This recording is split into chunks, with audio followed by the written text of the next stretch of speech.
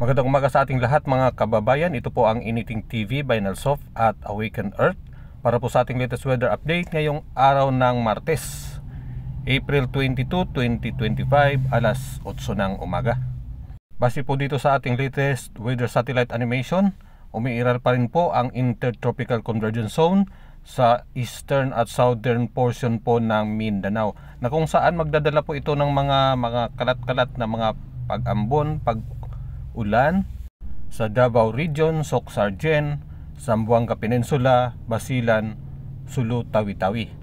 Samantala, dahil naman po sa easterlies, ang mainit na hangin na nanggagaling po sa Pacific Ocean ay magdadala po ng mga bahagyang maulap at isolated po ng mga pag-ambon, pagkulog at pagkidlat sa natitirang bahagi po ng Visayas at buong Luzon.